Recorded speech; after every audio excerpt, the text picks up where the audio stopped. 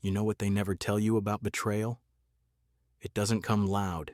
It comes quiet. It comes disguised as routine, as just one more meeting, as I'll be late again tonight. At first, I didn't think much of it. Lauren had always been dedicated to her job. She worked hard, stayed late, chased promotions like they were oxygen, so when she started staying late again, I believed her. "It's Q4, she said one night. "Everything's chaos." I nodded. "Need me to save you dinner?" She smiled, kissed my cheek. "You're the best." That was a month ago. Since then, she's barely been home before midnight. Always tired, always with that same excuse, deadlines, team meetings, client calls. But her perfume never faded. Her makeup was never smudged. And the way she smiled when her phone buzzed. It didn't feel right. She started showering the second she walked through the door. She started locking her phone. She started laughing at texts I wasn't allowed to see. I asked once, just once, "Who are you texting so late?" She barely looked up. "My boss. He's stressing over the rollout next week." I nodded, but inside, something cracked. You ever get that feeling in your gut that something's wrong? That cold, hollow ache in your chest that says, "Wake up"? Yeah, I felt that. And then came the night she didn't come home. No calls, no texts. At 4:07 a.m., she finally messaged, "Too tired to drive, crashing at a coworker's place. Love you." Love you. 2 words, sent like they meant nothing. That's when I knew deep down. She wasn't at a coworker's place. She was with him. So the next time she said she was working late, I followed her, and I was right. She told me she'd be late again. Another long night at the office. "Don't wait up," she said casually, grabbing her keys. "We have a team check-in and then prep for the client meeting tomorrow. Might even sleep in the office." She kissed me on the forehead like everything was normal, but it wasn't. As soon as the front door closed, I grabbed my jacket and followed. I waited 2 minutes, just in case she forgot something, and came back. My heart was pounding so hard I felt it in my throat. But I had to know. I got in my car and stayed back enough to avoid suspicion. It wasn't hard. She was focused, probably texting him, not even checking her mirrors. She didn't go to the office. She didn't even pretend to. She took the freeway. I followed at a distance, headlights off when I could. Every minute made the knot in my stomach tighter. My palms were sweating. Part of me hoped she'd pull into the office garage. That this was all some sick misunderstanding. But she didn't. She exited near the business district, then turned into a quiet residential street. And then I saw it. A tall modern home, gated, expensive. I recognized it instantly from the company website. It was her boss's house. She parked right outside, walked up to the door without hesitation, didn't look around, didn't knock. Just punched in a code on the keypad like she'd done it 100 times. The door opened. He stood there, barefoot. He smiled. She laughed. Then they hugged. Number not hugged. She melted into him. His hand slid down her back, then lower. She didn't pull away. I was parked far enough that they couldn't see me, but I saw everything. I took out my phone. My hands were shaking. I took a photo. Then a short video. Not because I needed proof, because I needed to stop pretending. They went inside, the door shut behind them, lights on, then off. And I sat there. For 10 minutes, maybe more. I didn't cry, I didn't scream, I just sat there, like my brain was buffering reality, all those nights, all those lies. And now, the truth, right in front of me. I could feel something inside me shift, like a door slamming shut. I drove home in silence, didn't listen to music, didn't touch my phone, just silence. She came home the next morning just before 6 a.m. "Hey," she whispered, dropping her heels by the door. "Didn't want to wake you." I pretended to sleep, listened to her shower, get in bed. She curled up next to me like nothing happened. And I let her, because I wasn't ready yet. Not to confront, not to fight, not until I knew what I was going to do next. The next few days were a blur. Not because I was overwhelmed, but because I was calm. Too calm. There's a strange kind of clarity that comes after heartbreak. Like everything slows down and suddenly you see the world for what it really is. I saw her, for what she really was. And I started preparing. Every time she left the house, I made copies, photos of her calendar, screenshots of her call logs. I backed up our shared cloud, downloaded her location history. She didn't hide it well. And now that I wasn't blind, I saw all the signs clearly. Texts labeled "boss" that came in after midnight, voicemails she deleted the moment she got them, a second Facebook account linked to an old email. Their photos were there, hidden, but not erased, and I saved every bit of it. Because I wasn't going to yell, I wasn't going to beg, I was going to end this with dignity, with control. She kept up the act at home, asked me if I wanted to go to her company's holiday party, offered to cook dinner one night, made my favorite pasta, lit candles like we were newlyweds. I ate it, smiled, told her she looked beautiful.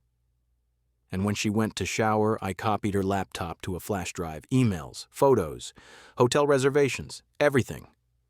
She was sloppy.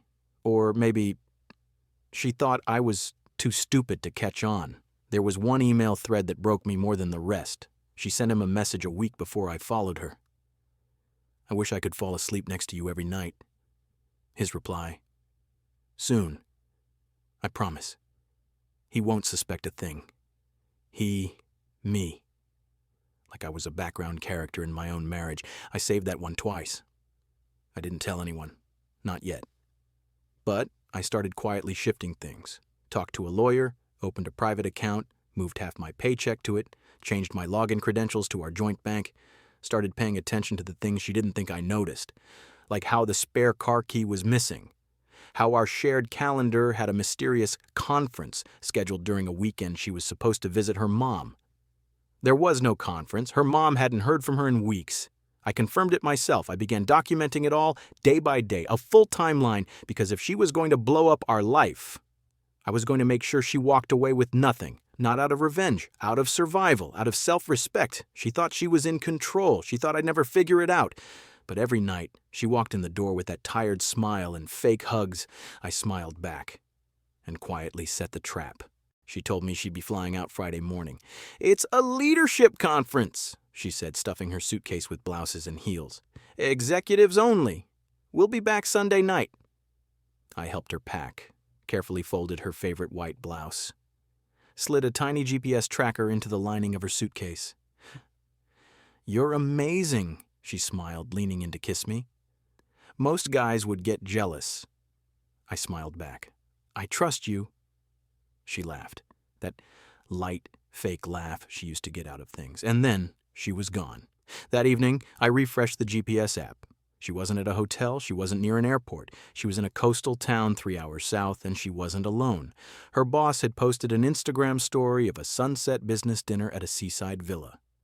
I recognized the view, matched it to the GPS, and I felt nothing. Just confirmation. Saturday morning, I drove down. Didn't tell anyone. Didn't rush. I parked a block away, watched from a bench with sunglasses and coffee. They came out just after noon, hand in hand. She wore a sundress I bought her for our anniversary. He wore smugness. They kissed before getting into a rental car. She laughed the way she used to laugh with me. And still I felt nothing. Just a quiet, burning cold. I filmed it, sent it to my lawyer, then I went home. By the time she walked through the door Sunday night, I had everything in place. Dinner on the table, her favorite wine, candles lit. She smiled like nothing happened. "You're sweet," she said, setting down her bag. "Long weekend. I missed you." "I missed you too," I said. We ate, she talked, I listened, about the conference, the keynote speakers, the team-building sessions, all lies, all rehearsed. I nodded, asked questions, played along. When she went to shower, I opened the hidden drawer in my desk, pulled out the folder I'd been building for weeks. Photos, emails, travel confirmations, bank withdrawals, the Instagram story, and a letter from my lawyer, pre-divorce notice, property split proposal, custody petition, every page signed, sealed. I placed it on the dining table, next to the wine. She came out of the bathroom wrapped in a towel, smiling. Until she saw it. "What's this?" I didn't answer right away, just looked at her, really looked. And for the first time in months, I didn't see the woman I married. I saw a stranger, a liar, a woman who chose comfort over truth. "It's over," I said calmly. And don't worry, I have proof." She froze. The blood drained from her face. You don't understand." I stood up. "Number, I do. Better than you think." She reached for my arm. I stepped back. "You're not going to make this messy, are you?" I almost laughed. "You already did that." Then I walked out. Not forever, just enough to let her feel the weight of everything collapsing, because I wasn't finished yet, not even close. She didn't say anything for 3 days, no calls, no texts, no begging, just silence. I moved into a short-term rental across town. Sparse. Quiet. But it gave me space to think. The lawyer filed everything on Monday. Irreconcilable differences, infidelity.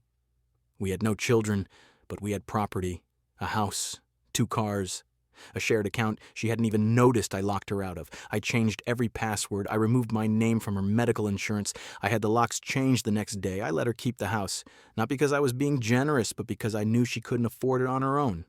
Her boss? He was married. I found that out too. 2 kids. A quiet little life 3 suburbs over. His wife was a pediatrician. I sent the photos to her anonymously with the email title, "Ask your husband about the weekend of the 14th. I don't know what happened after that, but a week later his name disappeared from the company website. And Lauren, she showed up at my rental one evening. Tired, makeup smudged, a duffel bag slung over her shoulder. "Can we talk?" I didn't open the door, just spoke through it. "There's nothing left to talk about. Please, I messed up. I thought I wanted more. You had more, and you threw it away." She was crying now. I could hear it in her voice, but I felt nothing. No anger, no sadness, no revenge, just peace. "You said you trusted me," she whispered. I took a breath.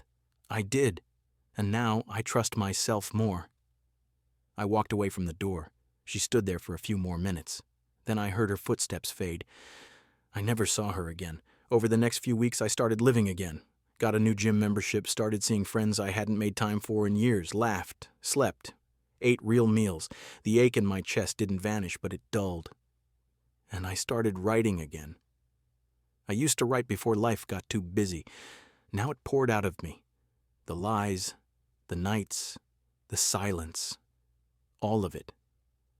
One night, my friend read one of my pieces and said, "You should share this. People need to hear it." So I did. Anonymous at first. Then one day I posted under my real name. And it felt like taking my power back. The story of a man who loved, was betrayed, and didn't burn the world down in response. He just rebuilt his own from the ashes. And this was just the beginning. But there was still one thing left to do. One last piece of the past I needed to face. Her boss might have lost his job, but I wasn't done yet. Not with him. He thought he got away with it. That smug, polished, perfectly groomed executive. After I sent the evidence to his wife, he disappeared from the company website. I assumed he'd been fired quietly. No press, no scandal, just vanished. But that wasn't enough for me. Not because I wanted revenge, but because he had spent months walking into my life, my marriage, and my home without ever asking permission. He played a role in wrecking everything I had built. He looked me in the eye at a Christmas party once and shook my hand. That handshake stayed with me. It was time he knew exactly who I was. So I dressed up. Suit, tie, real shoes, the version of me people used to respect. I showed up at his new office. He'd taken a consulting job at a smaller firm. I found the info in minutes. I didn't storm in or cause a scene. I just walked up to the front desk and asked to see him. "Tell him," I said, "his former employee's husband is here." It took 5 minutes. When he came out, his face was pale. "I don't want trouble," he said quickly. "Neither do I. I just want a conversation, man to man." He hesitated, then led me to a glass-walled conference room. He sat. I remained standing.